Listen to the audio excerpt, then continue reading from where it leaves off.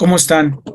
Como siempre es un gusto y un placer estar con ustedes, y más ahora en este curso de actualización en medicina materno-fetal, organizado por el Colegio de Ginecólogos y Obstetras del Hospital Español. Un agradecimiento especial a los profesores titulares, a la doctora Evelyn Michan y a la doctora Daniela Lemiont por su amable invitación.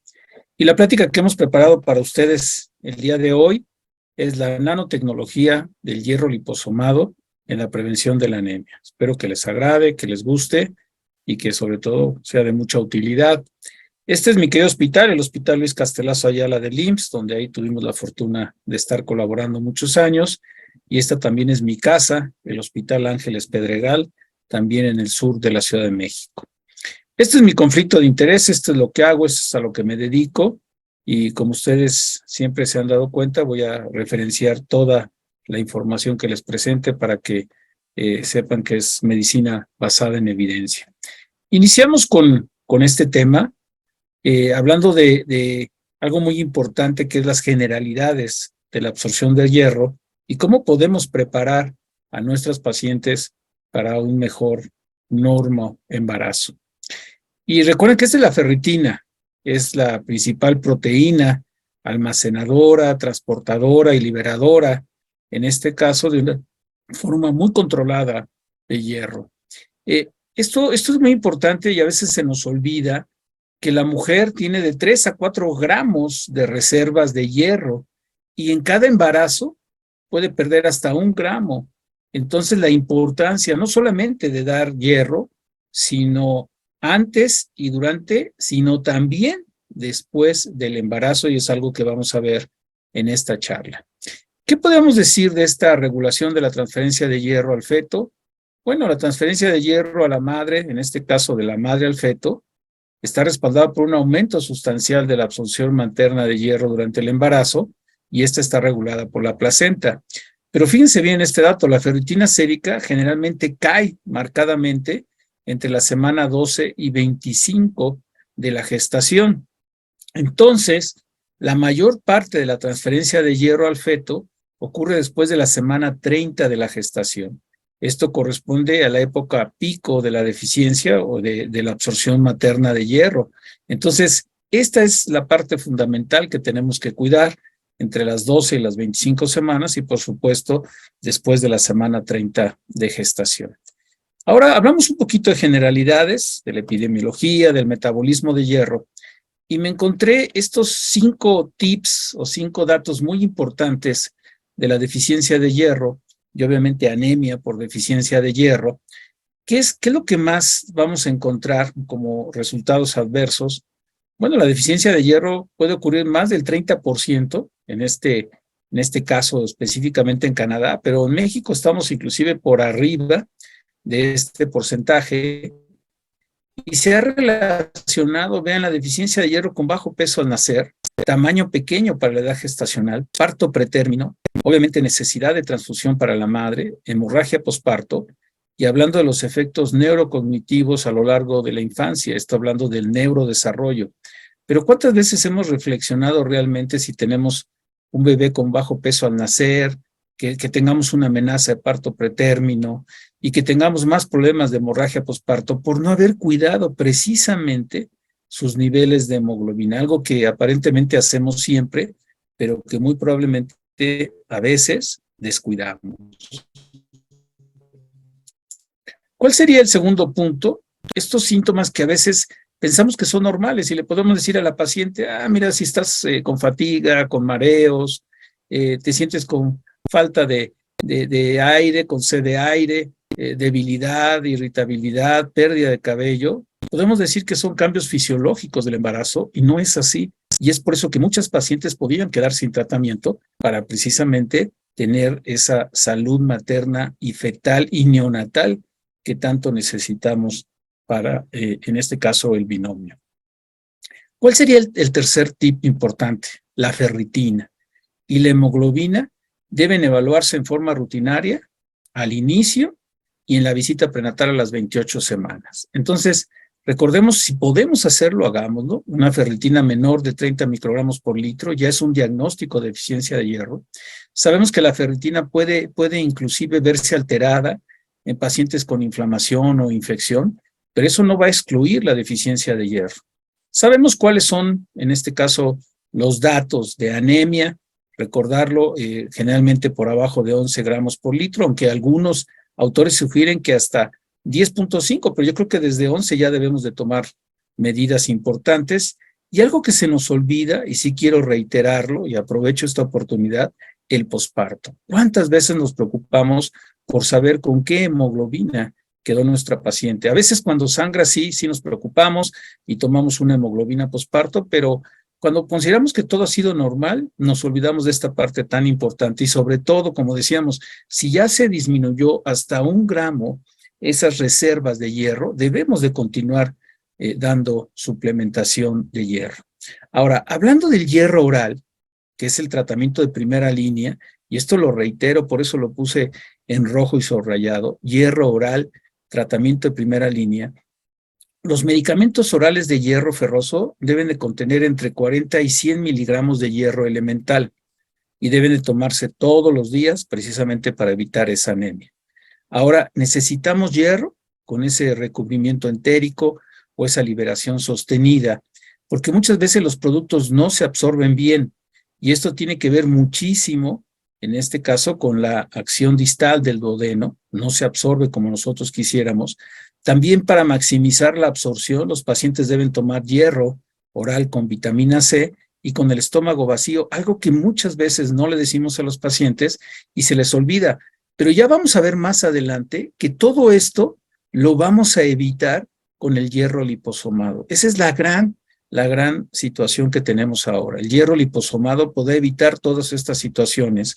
O también los hierros convencionales para que sean tolerados 1 hora antes o 2 horas después de que se tomó el calcio. ¿Cuántas veces le damos calcio a nuestras pacientes para prevenir inclusive preeclampsia? Y vean, pues obviamente están inhibiendo la absorción, en este caso del hierro, o cuando damos antiácidos, o té, o café, leche, soya, o inclusive huevos. Entonces, todo esto no se lo decimos a la paciente. Insisto, esto lo podemos evitar con el hierro liposomado.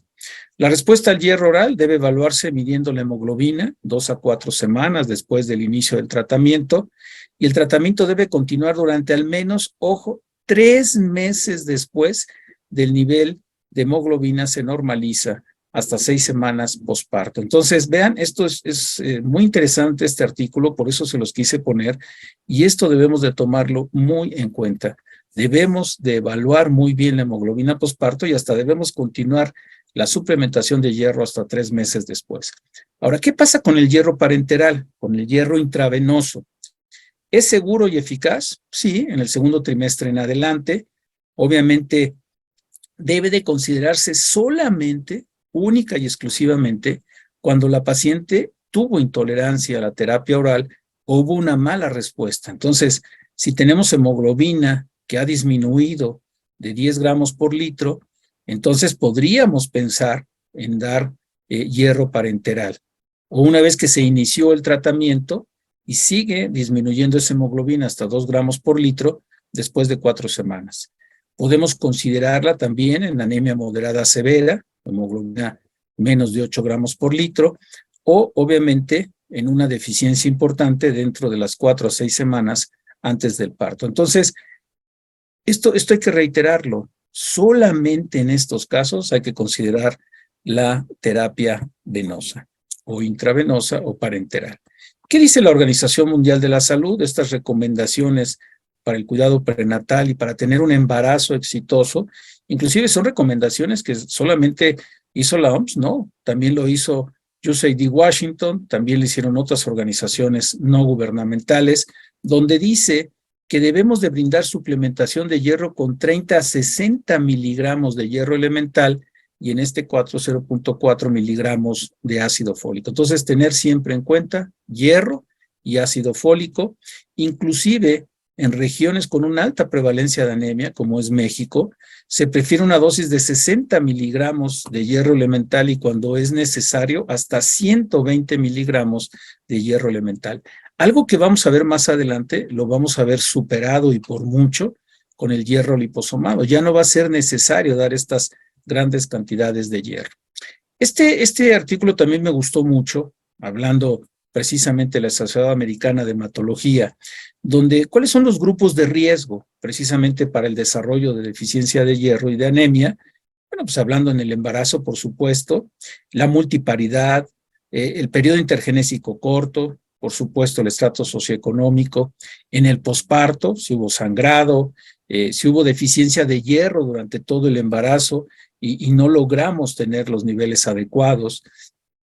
¿Cuáles también las deficiencias maternas a nivel de la anemia? Bueno, mortalidad, claro, por sangrado. Algo que quise yo resaltar aquí es, obviamente hablando de la mayor transfusión de sangre, pero el síndrome de leche insuficiente en la anemia posparto. ¿Cuántos pacientes nos han dicho, no tengo leche?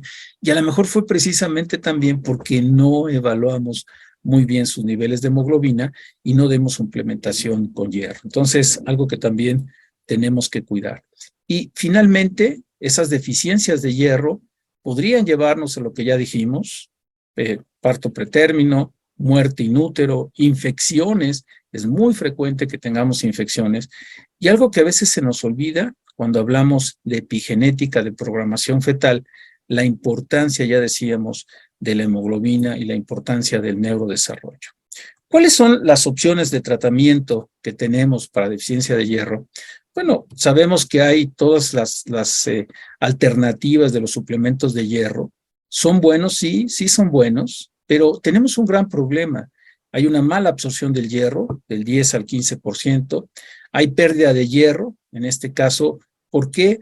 Porque son superiores las pérdidas de hierro a lo que se está absorbiendo de lo que le estamos dando a la paciente. Tienen baja biodisponibilidad, son mal tolerados. Ustedes saben que tienen muchos efectos secundarios, y aquí lo vemos: malestar abdominal, náuseas, vómito, diarrea o estreñimiento, inclusive con cambios en el color de las heces. Entonces, eso conduce a un incumplimiento y obviamente tiene que ver mucho también la absorción de hierro, como ya decíamos, con algunos alimentos o algunos trastornos digestivos. Y esto la paciente no nos lo dice. La paciente luego no nos dice que no está tomando el hierro que nosotros le recomendamos, precisamente porque ha tenido todos estos efectos secundarios. Y luego nosotros no nos explicamos por qué sus niveles de hemoglobina están muy bajos.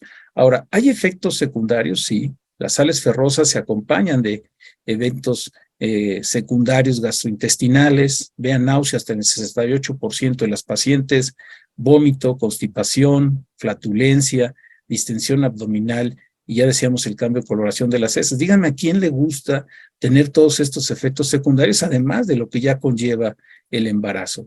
Entonces podrían decir, bueno, voy a dar una forma endovenosa. Bueno, pues tengan este estudio interesante, aquí lo pueden bajar inclusive, aquí está el código QR. En este estudio de más de 3,000 mujeres se vio que también las formas endovenosas tienen también efectos secundarios. Entonces eso también hay que tomarlo muy en cuenta. No es inocua la forma endovenosa. Y es por eso que hablamos del hierro liposomal o de los liposomas. Estos artículos me gustaron y por eso se los quise presentar, porque los liposomas no es algo que estamos usando recientemente.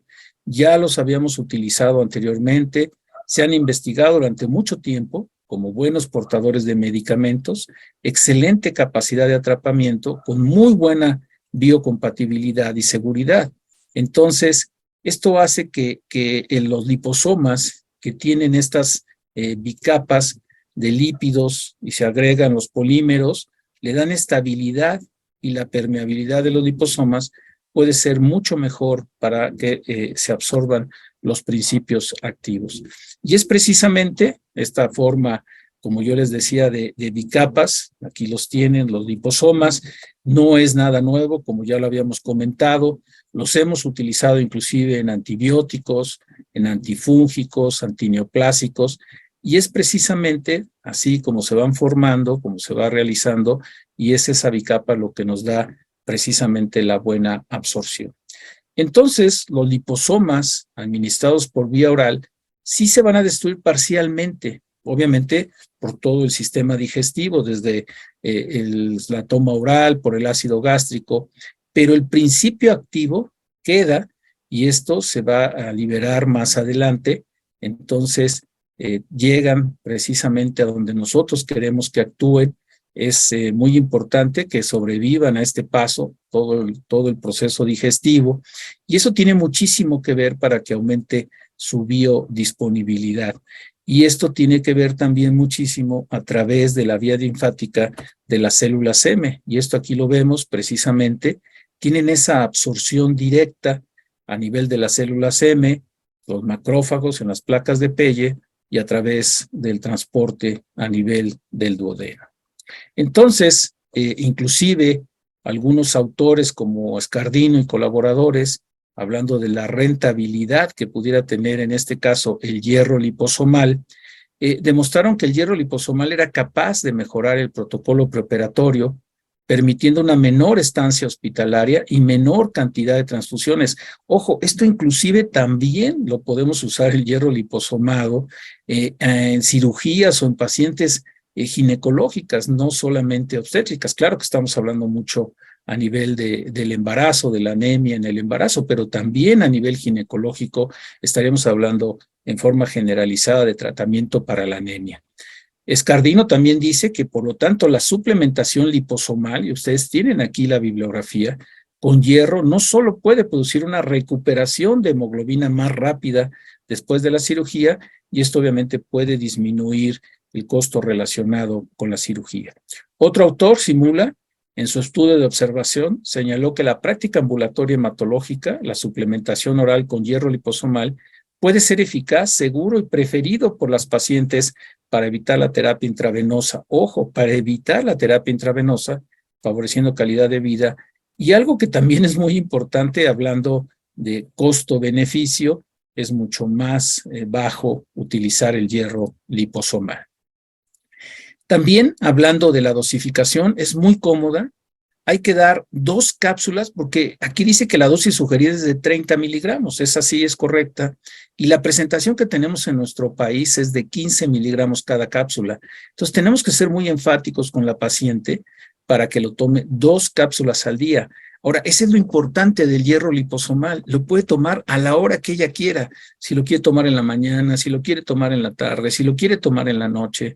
No interfiere con ningún alimento y no interfiere tampoco con algún otro medicamento que le estemos dando, en este caso, en el embarazo. Eso es lo importante del hierro liposomal.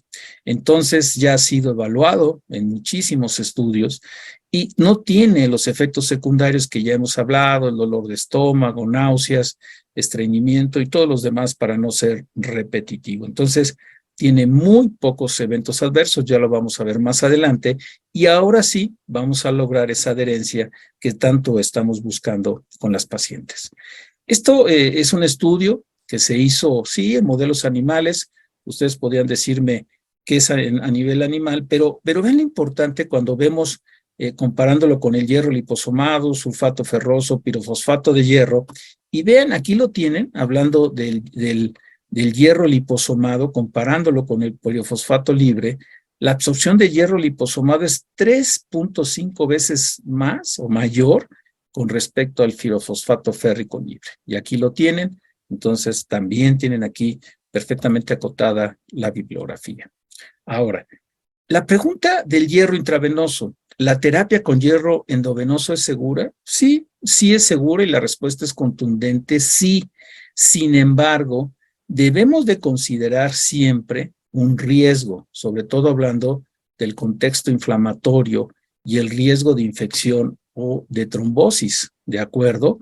Entonces, si vamos a utilizarlo en pacientes adultos mayores con enfermedad renal, con antecedente de infarto o evento vascular, pacientes con obesidad, que ya sabemos que es trombogénica, o con hemodiálisis, diabéticos, neumonía, inmunodeprimidos, sí hay que tener cuidado, no es inocuo, y también en el embarazo. Recuerden que ya hablando en el embarazo hay cierta inmunodepresión, ya el embarazo per se es trombogénico, riesgo de trombosis venosa profunda, más si hay obesidad, el riesgo de preeclampsia, y esperemos nunca llegar a HELP. Pero entonces, la forma endovenosa también debemos de tener mucho cuidado.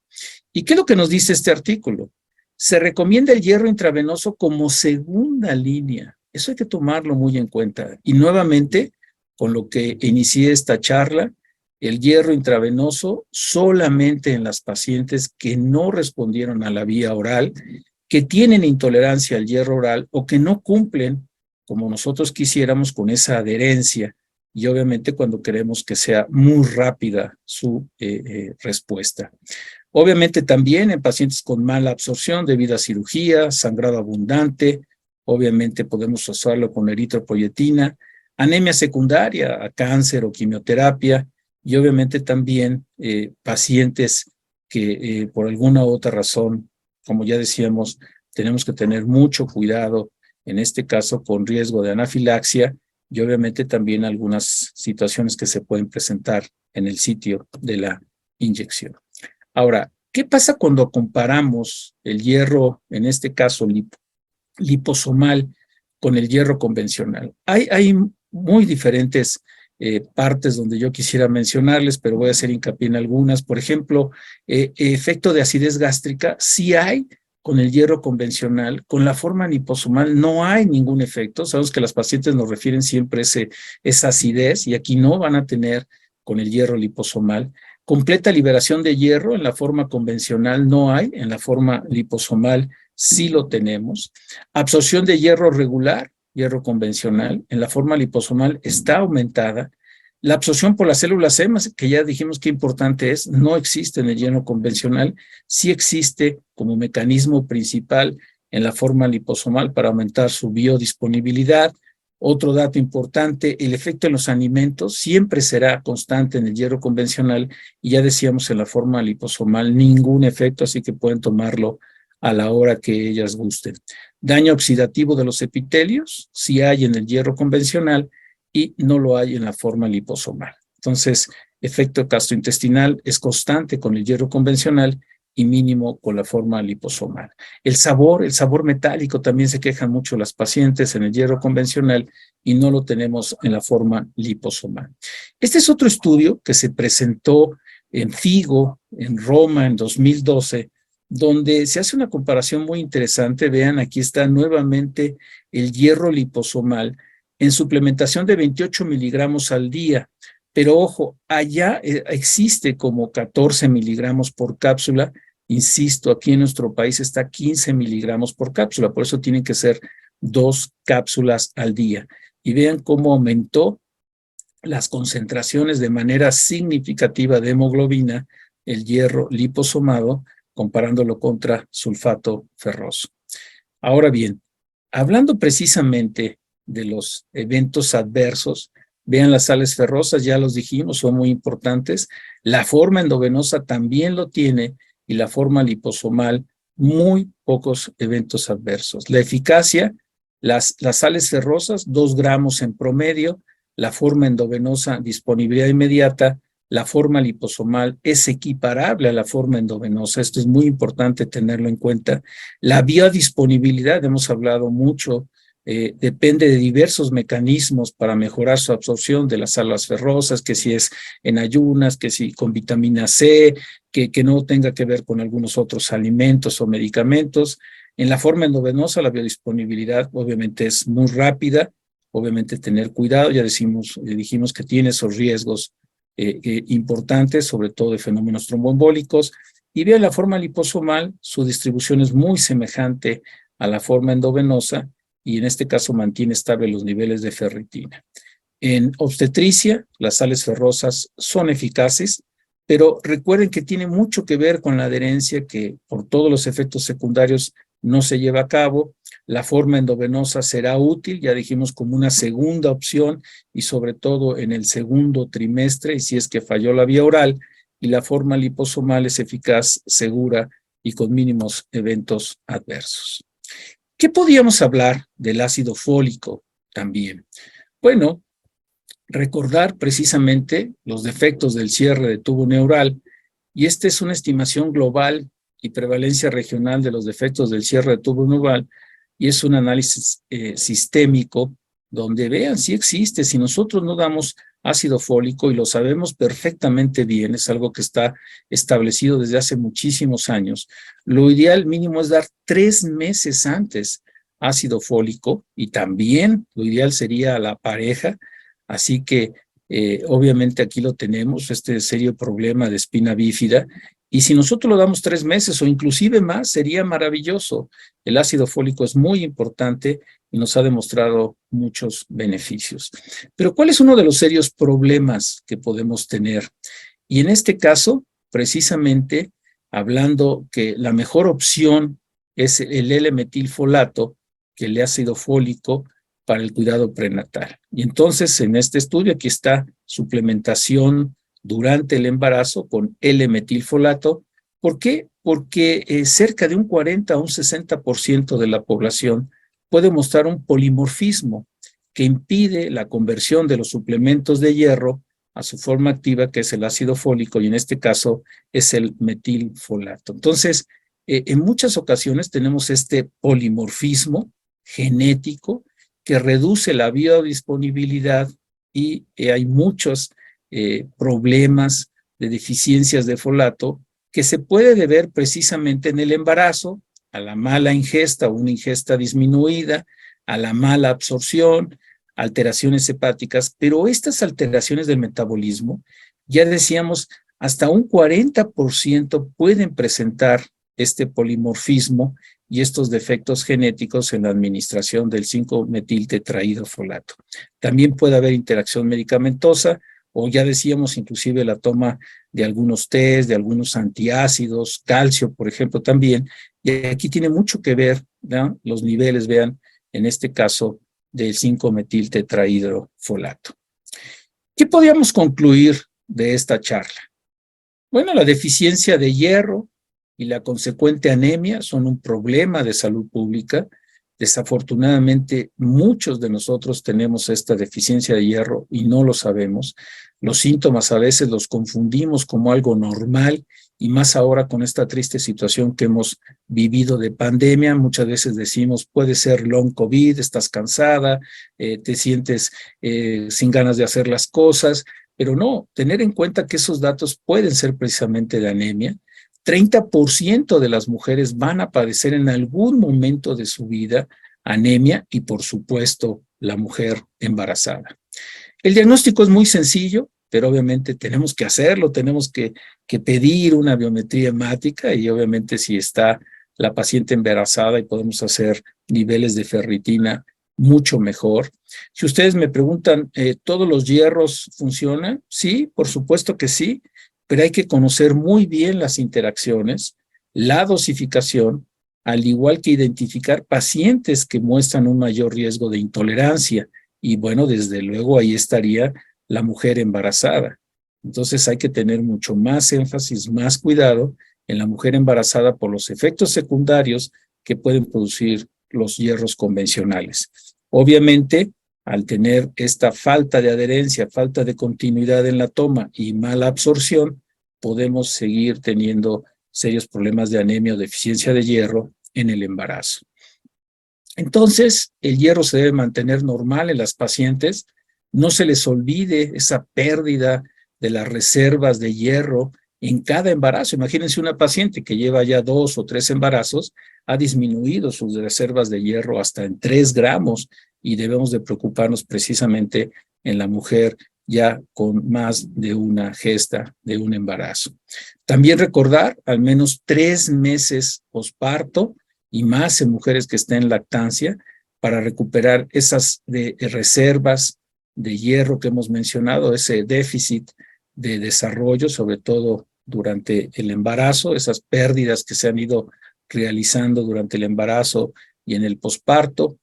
Recordar que a partir de la 12ª semana y hasta la 25ª semana de gestación caen los niveles de ferritina, y el pico máximo de absorción es a partir de las 30 semanas de gestación en adelante. Entonces, tener mucho cuidado y valorar muy bien sus niveles de hemoglobina y valorar muy bien su suplementación de hierro. Obviamente, en estas etapas es una razón para reforzar el consumo de hierro durante el 2º y 3er trimestre, así como la lactancia. Conocemos si podemos dejar la suplementación de hierro hasta 3 meses después del parto, en este caso, o la cesárea. También recordar que cerca de un 40 hasta un 60% de la población puede mostrar esta alteración, este polimorfismo, que no lo sabemos, y eso va a impedir la conversión de los suplementos de ácido fólico combinados con hierro. Entonces, si podemos darle ya la forma activa para evitar precisamente esta conversión, que sería el metilfolato, sería mucho mejor.